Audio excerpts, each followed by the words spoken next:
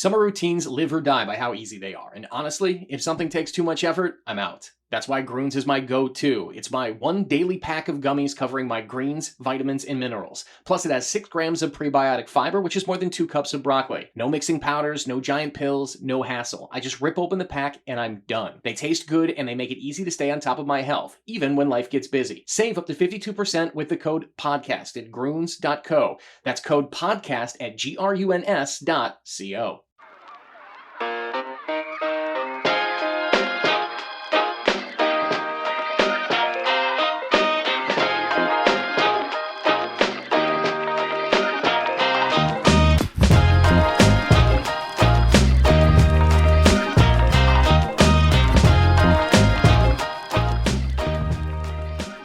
Welcome back to the Jon Krawczynski Show. He's Jon Krawczynski from The Athletic and TalkNorth.com. I'm Jim Souhan from TalkNorth.com and the Star Tribune. This is our basketball show at TalkNorth.com. Whenever you find a show you like at our network, please subscribe to your favorite podcast app. It's the easiest way for you to listen, and we do appreciate it. We're coming to you from the Aquarius Home Services Studio, and we're presented by Lexus of Wayzata and Maplewood. Welcome back to Great Clips, another great one of our sponsors, as well as the OG's TSR Injury Law. Let's get right to it. Karl-Anthony Towns is in the finals, and Karl-Anthony Towns is in the finals against another very unconventional center. We might see a finals with two guys who are 7 foot shooting 25-foot shots, maybe not venturing into the paint on offense all that often. It's going to be fascinating. I don't know that Cat and Wemby are even going to cover each other a little bit in this series.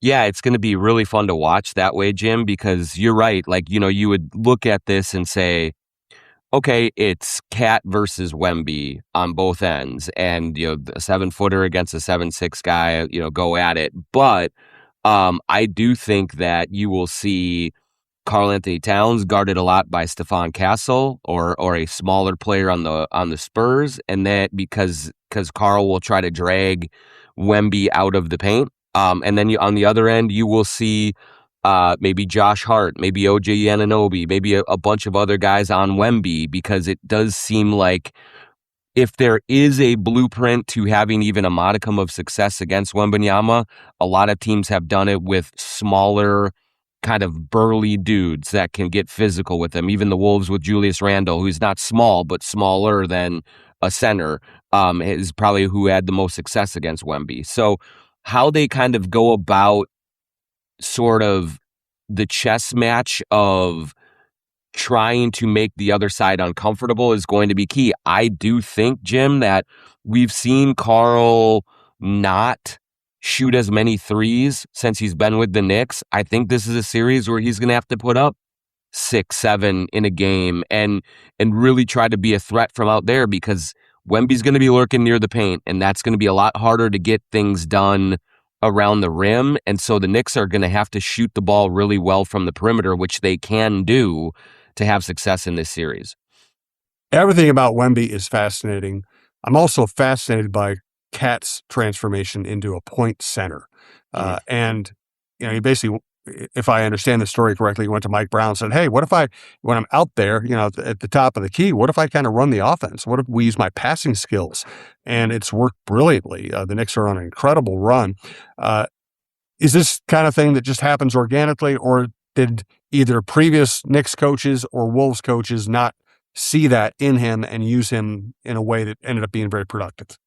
Yeah, I mean, I would say this, certainly when he was in Minnesota, he was incredibly productive. He was just a different kind of player. And I do think one of the underlooked sort of assessments or analysis of Cat's game is how adaptable he has been. I mean, you look at, he comes in as the number 1 overall pick, is a high-scoring, high-shooting player, but then Jimmy Butler comes in and he kind of takes a side seat to Jimmy.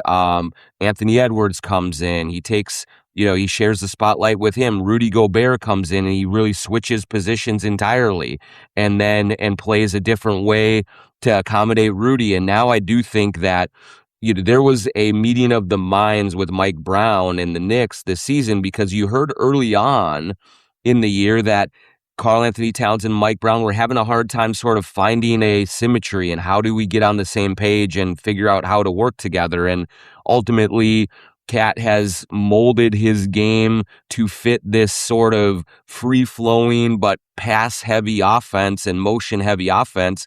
And one of the ways he does that is by using his passing skills. Now, the critical key to that, Jim, is that Karl has always been a good passer, but he has to be a more precise passer. I mean, we saw a lot of times in Minnesota, he could make real plays, but then, twice a game, he'd throw it over his head and it would go into the second row or something like that. And so I think that he is playing a much more disciplined, under control style of offense in this system. And so he's making really good reads, but he's also making very simple reads and simple plays. And so those are not producing the turnovers that can hurt you in a way that they were earlier in his career. He's just got new perspective and new patience.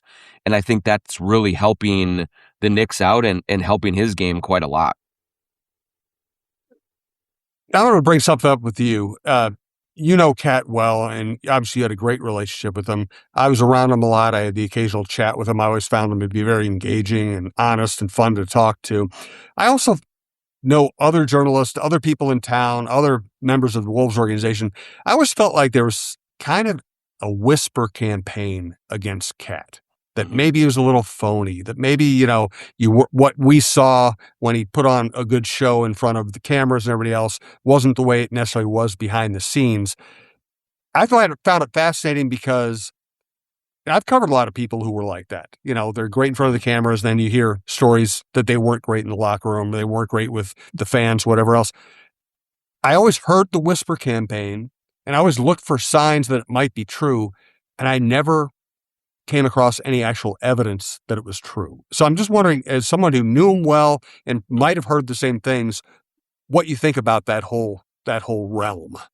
Yeah, I think that a lot of that is certainly true, Jim, what you're saying. When you look at his body of work and how it is scrutinized and how it is picked apart and all of those things, he is one of the more, I don't know what the right word is, he's judged quite a bit over throughout his career. And one thing that I think invites that sort of scrutiny and that maybe skepticism or whatever is, it is clear one thing, especially when he was here and earlier on in his career, he is one of those players who, when he does interviews and the way that he communicates, sometimes it comes across as if he's saying what he thinks you want him to say versus whatever he actually means and feels.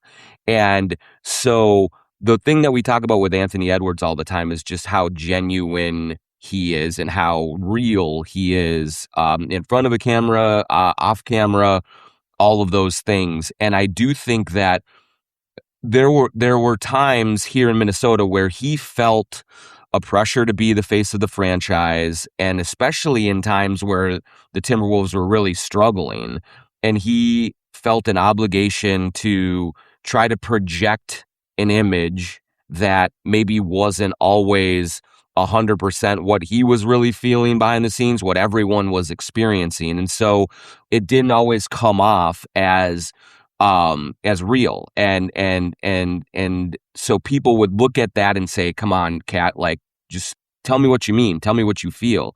And so what I always looked at, though, is I think people watched him do that and watched him want to be liked and want to be accepted and looked at that as a bad thing. I always looked at that as an endearing thing.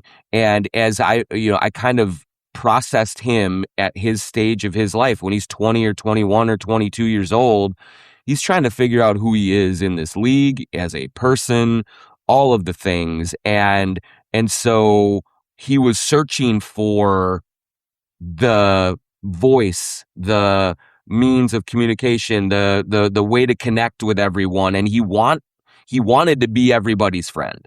And there's this sort of romanticism of some athletes of like the asshole athlete and like it's my way or the highway and this is what I'm going to do and the Kobes and the Jordans and even Tiger. Ant a little bit. Yeah, Tiger. And so Cat was not that. And he never has been that. He has been one who wants to be accepted, who wants to be part of a family, who wants to kind of just have everyone look to him and be like, yeah, that's my guy. And sometimes maybe it felt like he was trying a little too hard for that acceptance and for that kind of role. And so I just thought I always looked at it as I knew underneath it all what his intentions were. And I knew that he has a good heart, that he treats people the right way, that, you know, he's helped a lot of people in this community and like all of those things. But there was earlier on in his career, there was a bit of a thirst for just acceptance. And sometimes that can come off as, as thirsty, as kind of like, just a quality of this, like, hey, you are a superstar athlete. Who cares what people think about you? But that's easier said than done when you're getting, arrows thrown at you from every which way and even from inside your own organization at times. Like, he came up at a very volatile time in the Timberwolves history with all sorts of turnover, with the Jimmy Butler Tibbs stuff, with everything that went on. He was not raised in an environment that was conducive to just kind of linear growth and maturity and all of those things. He was put on the defensive pretty quick. And so I just think that he did his best to try to get through all of those things and connect. And sometimes it came off as a little bit disingenuous or just as like calculated, polished, all of those words, and not real. But I think, and we saw it in New York as well. Like, he got a lot of flack from Knicks fans last year where, for some of the things that he said or the way that he said them. And I think that some people just had a harder time of looking past the packaging to what was underneath it. And, as someone who was there from day one, I just kind of was always a lot closer to the situation and just wanted to give him the room to figure things out as a young person always needs. And so I was probably a little more patient with some of that stuff than maybe some other people were. And that was outside and inside the organization. He definitely had to deal with some of that. And it seems like this year he is finding in year 12 or 11, maybe a little bit more of a sense of grounding and just who he is as a player, just settling in. He's getting, he's engaged to be married, all of those things. He's just grown up a lot and it's coinciding with great success on the court now. Well, you just needed to go to a smaller market and deal with less pressure. That's right. That's exactly it. It's this bubble in Minneapolis will eat you alive if you're not careful. Local media is vicious. Absolutely. Reminder, watch the Jon Krawczynski Show on YouTube and follow the Jon Krawczynski Show on Instagram and Facebook. And you'll see each episode is released. Check out all the other great shows at TalkNorth.com. We also want to remind you we're coming to you from the Aquarius Home Services studio. Scott for Aquarius Home Services. Yes, we all love summer, but if your air conditioner's acting more like an oven than a fridge, now's the time to trade in and trade up with an additional $500 off on top of our summer sale pricing on a new cooling system from Aquarius. Enjoy a cool, comfy home all summer long. Schedule your free estimate today at AquariusHomeservices.com. Aquarius, earning the right to be recommended. And here's John for Lexus of Wayzata and Maplewood. If you're in the market for a new luxury vehicle, look no further than our good friend Charlie Swanson at Lexus. Whether you're on the west or the east side of the Twin Cities, they've got you covered with two great locations, Lexus of Wayzata and Lexus of Maplewood. Check out the all-new Lexus TX, a spacious SUV with 3 rows of seating and plenty of room for all your gear. Head over to LexusofWayzata.com or LexusofMaplewood.com for details and to find your next ride today. Also want to welcome back great sponsor, Great Clips. Life comes with a lot of things to remember, and Great Clips doesn't think your haircut should be one of them. That's why I use Clip Notes to save my haircut details, so no matter which stylist I see or Great Clip salon I visit, it's easy to feel like the best version of me. So do yourself a favor, say goodbye to guesswork, and hello to a great haircut every time. Download the app today. Great Clips. It's going to be great. Let's get back to I do think this is a fascinating finals. I can't wait to watch it. The OKC Spurs conference finals were great. The playoffs have been great. They've been just fabulous. But for now, let's get to some Wolves possibilities. As the trade rumors start to percolate, where's your head? What do you think is going to happen? What do you think is possible? Yeah, I think what I think is going to happen is I do think there's going to be some sort of fairly significant roster change so that the starting lineup on opening night next season is not going to be the same starting lineup that finished this season. Now, what I will say is that as of right now, we are in sort of this dormant period of trade talks for the league. Everyone kind of sits through the NBA finals.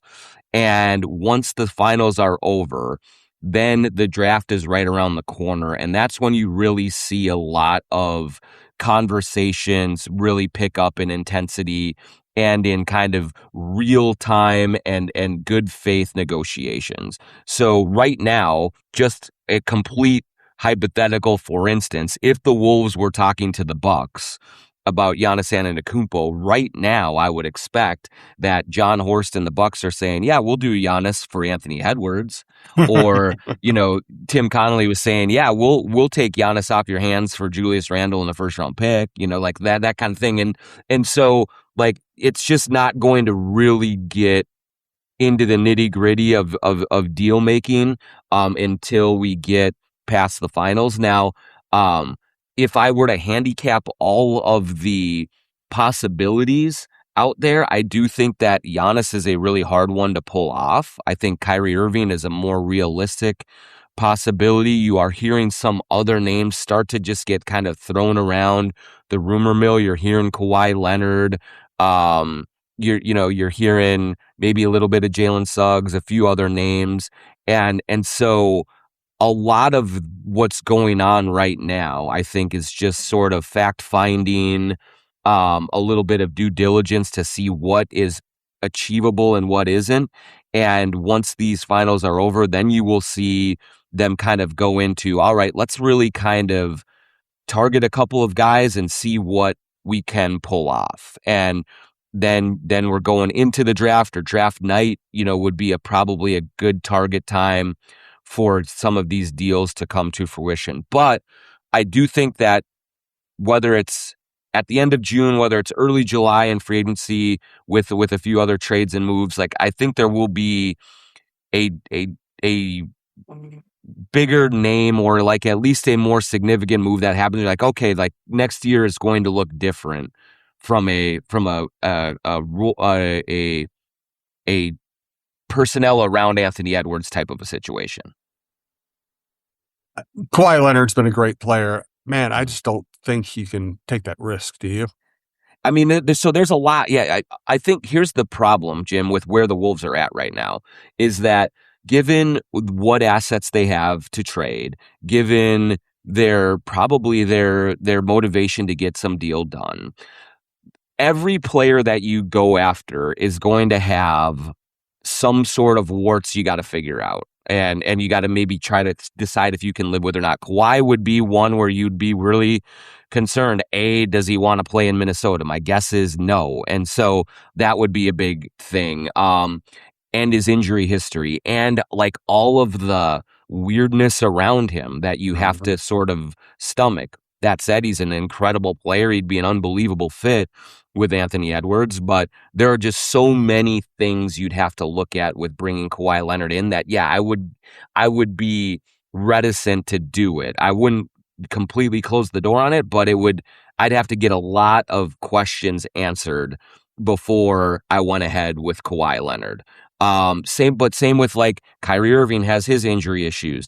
I think Anthony Davis, if I were the Timberwolves, I'd look at him a little bit and is this a possibility to maybe buy a little lower on an extremely talented guy? But guess what? He's got injury issues and things that you'd have to deal with. Giannis is coming off of injuries, is getting a little older, but I'm not worried about any of his health issues, actually.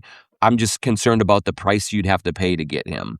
And so, generally speaking, I don't know that there are many options out there right now where you say, okay, if you go get this guy, there are very few concerns about him coming in. Everyone that you would go to acquire is probably going to be like, yeah, this is really promising. Like this could really fit well, but it also is a little bit risky to bring this person in as well. So all of these things are dice rolls. It's just, I think you have to determine which of the concerns are deal breakers for you and which ones are like, you know what, we'll give a shot at it. Ja Morant is another one. Like if other things don't go well for the Wolves this offseason and they don't get, maybe one of their top priorities, could I see them circling back and saying, well, let's go see if you can buy low on Ja Morant? Yeah, maybe.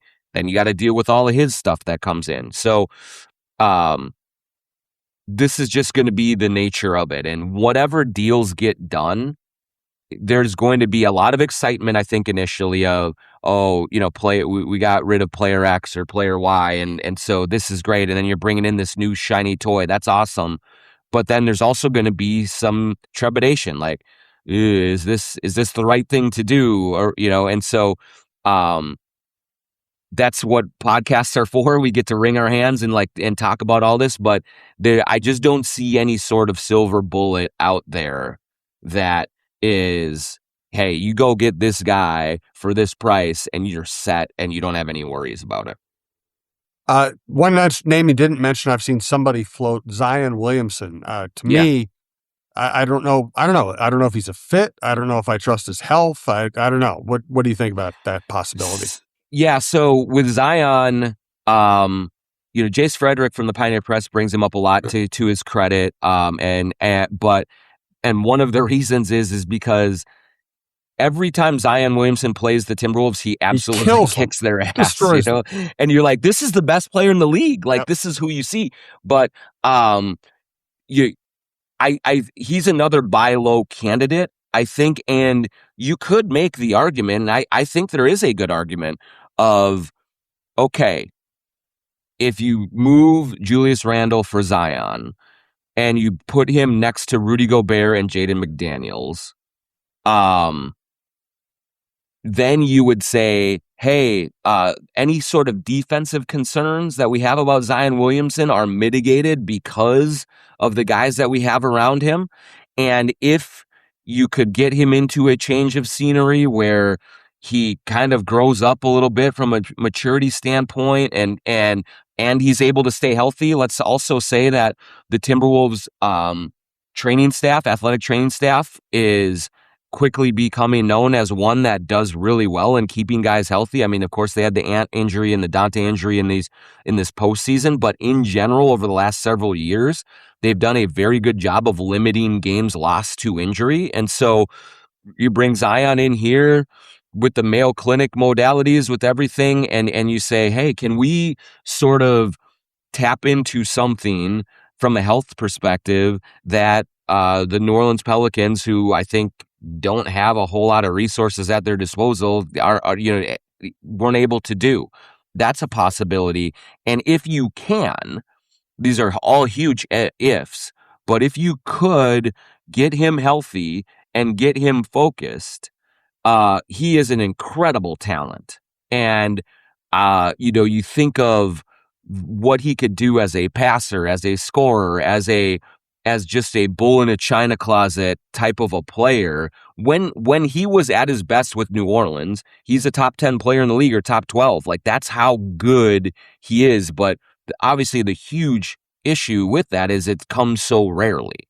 And so, if you could get Zion without giving up Jaden McDaniels and Rudy Gobert, then I would absolutely consider it, because there are things here that could bring out the best in him. But again, another one that would be a tremendous gamble. Is he going to stay in shape? Is he going to want to live in Minnesota? Is he going to stay healthy? Is he going to do all the things that need to be done at this stage of his career to maximize his potential? But it is I think it's probably one of the most volatile but potentially rewarding lottery tickets. Like if you hit all 5 numbers on that ticket, man, you would be a real difficult team to deal with.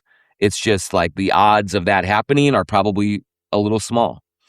Let's get to more talk on the finals, and we'll talk about Rick Adelman's death as well. First, let's thank TSR Injury Law, 612-TSR Time, 612-TSR Time. We got to get Steve Terry back on the show here soon. We haven't talked to him in a little while, and I'm really interested in his take on all this, because not only is he a super fan, he also has the connections in the organization. Sometimes he tells us stuff, but what you need to know is if you're ever injured, you call 612-TSR Time. They're good people. They'll take good care of you. It's that simple. 612-TSR Time. Now here's John for True Vision Institute.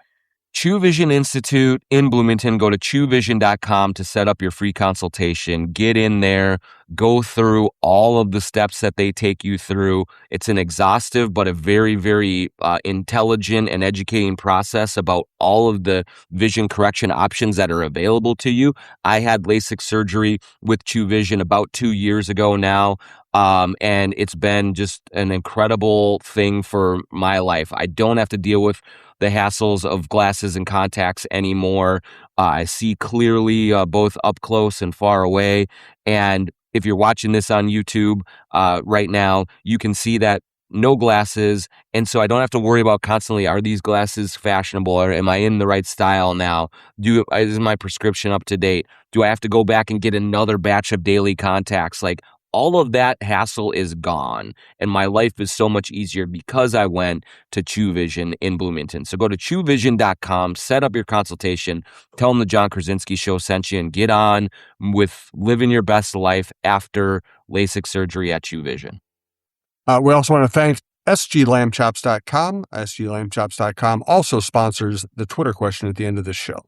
That's right. If you go to sglambchops.com and use the promo code JONK20, you get 20% off anything that you get at Lamb Chops, and you can get a lot at Lamb Chops. They have hoodies, they have hats, they have pants, they have shorts, t-shirts, they have sweaters. There are all sorts of different things for you. It's all incredibly comfortable. It's all stylish, and it's all super high quality. You know, if you buy something from Lamb Chops, it is going to last you a very long time, and you're going to look good in it the whole time. I always like to say you can go to Lamb Chops, buy whatever you want. You can wear that out on a Friday night in the North Loop and feel like you fit right in. You can wear it at a Timberwolves or Lynx game and fit right in, or you can wear it just lounging around the house watching, on TV and being incredibly comfortable. So go to sglambchops.com, use the promo code JONK20 for 20% off anything you get at Lamb Chops.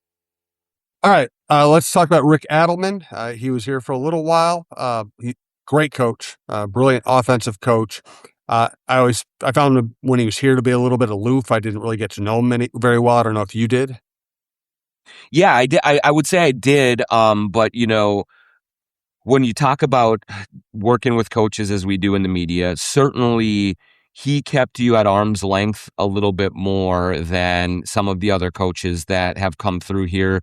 But I always had an incredible amount of respect for him because he was never combative, never belittling, never disrespectful to what job we had to do. He always answered every question and really taught me a lot as a reporter, as a young reporter covering this league on, how do you play winning basketball. But he just wasn't interested at that point in his career. And I really don't think he was ever that guy that was going to have a relationship kind of, deeper than that. But I will tell you, he got here towards the end of his coaching career, and it seemed like he was what you saw from right away was just the impact he had on a team that was completely hapless and turning into actually competitive group. And so I think he deserves a lot of credit for just like settling things down and establishing a base level of competency on the court with a team and a roster that was certainly in flux around him. But also, the thing that I just remember most about Rick in his time here was one, kind of early on in his tenure, his wife, Mary Kay, had started to have some health issues with some seizures and things like that. And the times that you saw the humanity from Rick Adelman was every time he was talking to Mary Kay, talking about her. He was this very sort of kind of crusty, curmudgeonly old coach, but like there was always a moment before each game where he would walk out onto the sideline and he would look up into the stands and he would find Mary Kay and he would wave and his eyes and his face lit up. And it was so like humanizing and endearing to watch that. And he won his last game, one of his last games here was a milestone. I think it was 1,000 wins. And so he won the game and then he brought Mary down onto the court. They hugged and kissed. It was this amazing, amazing moment. He had his son David and his son RJ with him on the staff. So there was just like this feeling of, the patriarch and and just a little bit of family here with the Timberwolves, with a team that was, underwhelming, I would say, in general, and went through some injuries and things like that. But man, just an incredibly good dude that wasn't interested in like getting the attention on himself or taking any of the credit for things or anything like that. He just showed up and he went about his work and he let the guys play.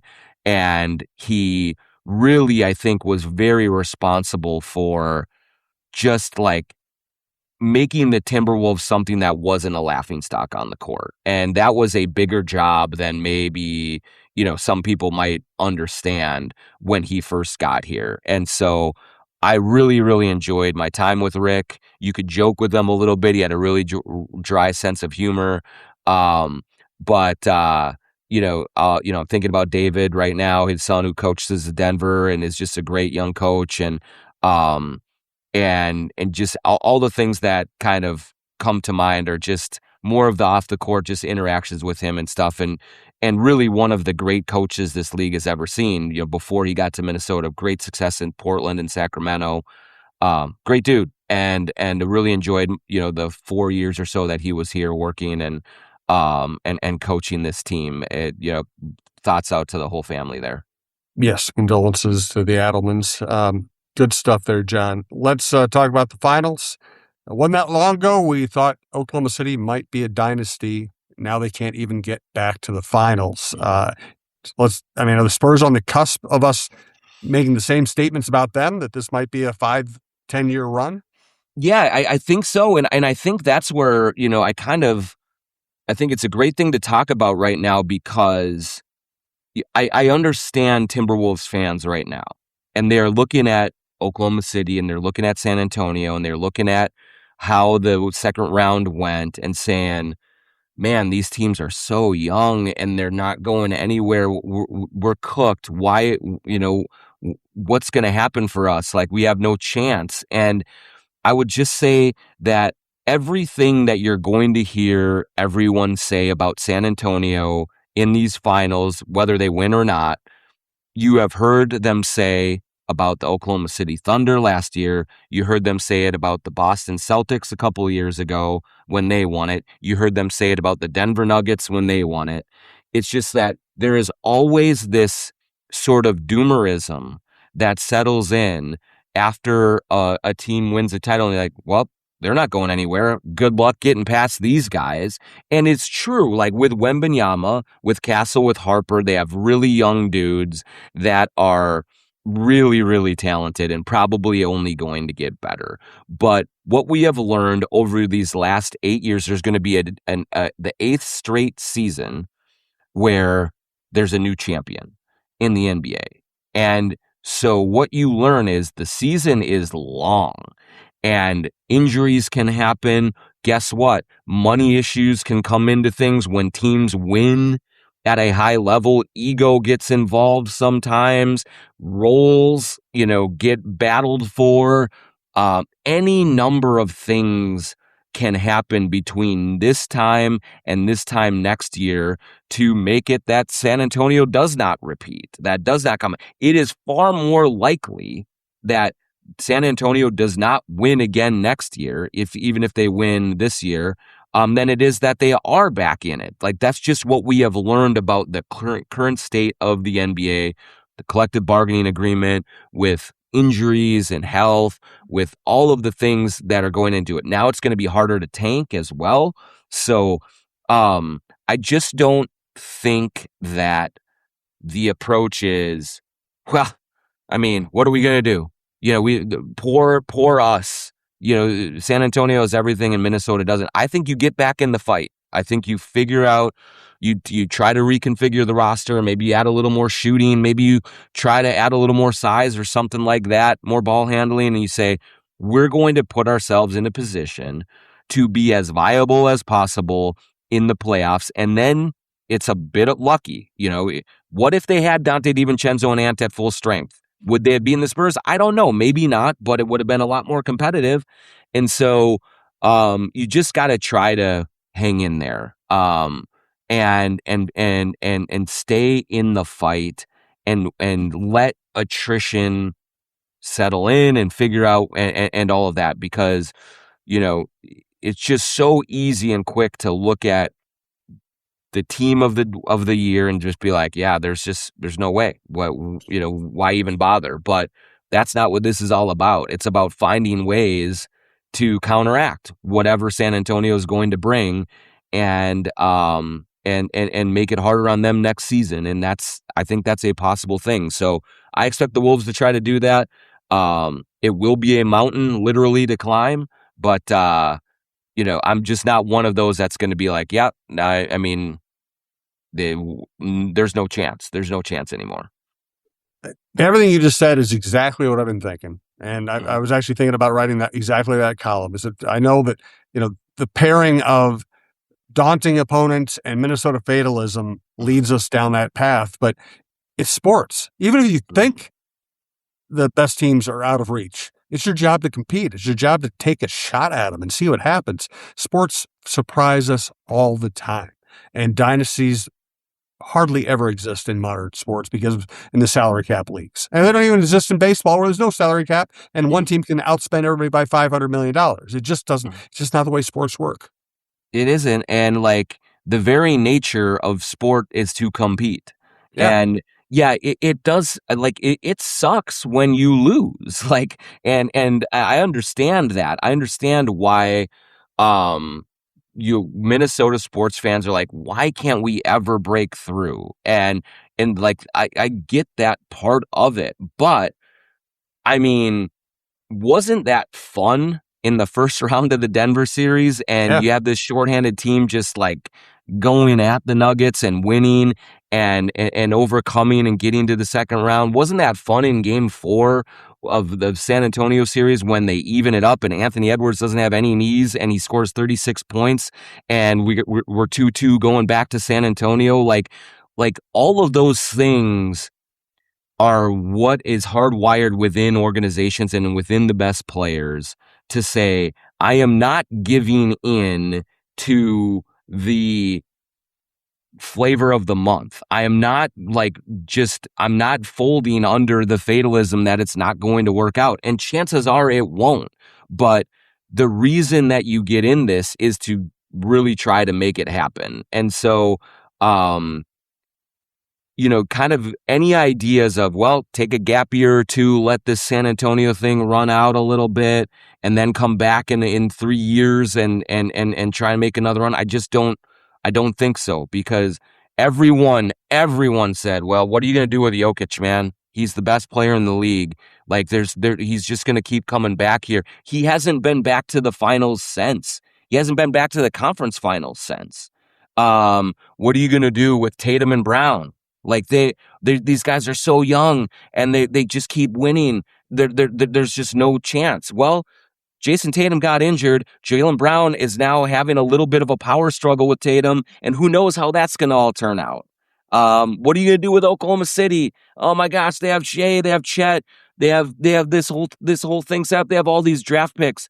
Well, Jalen Williams is hurt for a year, and Chet absolutely disappears in a conference finals. Like, these things change like that, and so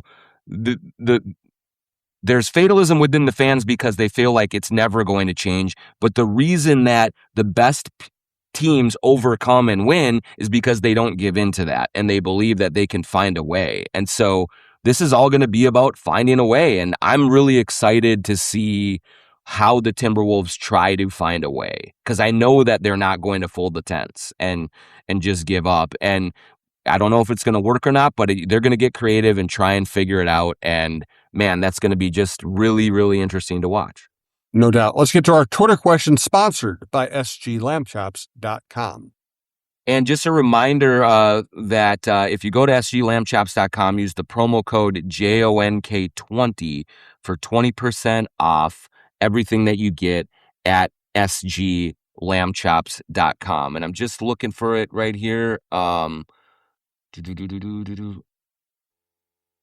Reminder, you can also see and hear Jon on the Viking Update show. That, like this show, is done all off season, all year round.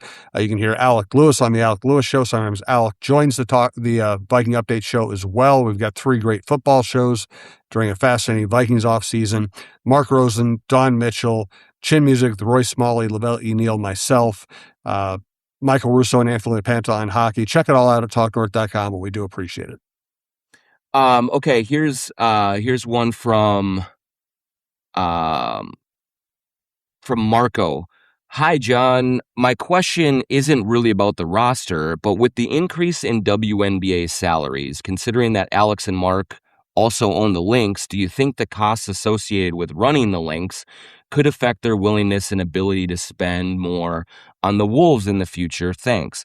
It's a good question, because certainly the landscape of the WNBA has changed dramatically over the last couple of months with the new collective bargaining agreement, with the new salaries. What I would say, though, is, and I think what players would tell you, is that the reason that they're making more money is because they're bringing in more revenue for the league. And so it kind of balances out a little bit. I think it's still an expensive thing for an ownership group to run, but with the kind of some of the TV deals and things of that nature, there's just more revenue that has been available to all WNBA ownership groups, including Mark Lori and Alex Rodriguez. And so it will not have a direct effect on any resources that are given to the Timberwolves as they look to go forward. They'll manage that as a separate entity with a separate revenue stream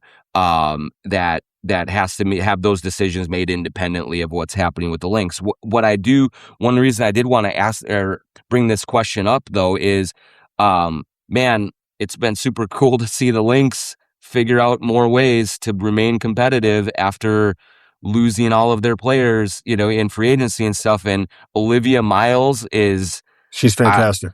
Unbelievable, like an unbelievable talent that comes in and is just changing everything around there, at least keeping them afloat. And Cheryl Reeve just keeps on figuring out ways and finding ways to stay relevant and not fall back to the pack. And I just want to give them, a shout out for the way they've started this season after, no Nafisa Collier, losing everyone that they did in free agency, and then just finding another way to reinvent themselves and sit where they do. It's incredible what they're doing over there. Yeah, they're first place, and Juhas is going to be was the MVP of the EuroLeague. I mean, she's going to come in and have a big impact. Amazing stuff. But Olivia Miles is the story of the season. She's no question, an incredible player. It just makes you wonder, Jim. Like, is her presence, does that change or affect what Nafisa wants to do over the her future? I don't know, but like, man, she set it up so she's going to have more freedom to make her own decision. Which she deserves, but if I'm looking around the league and I see this unbelievably big passing point guard who could be feeding me pick and roll buckets for the next 10 years, like, whew, that would be a hard one to leave behind, is what I would say. Yeah. You might not find another coach like Cheryl. I know Cheryl can be tough on people, but she's also a great coach, and you're going to win. And Cheryl Reeve plays a really likable, excellent coaching staff.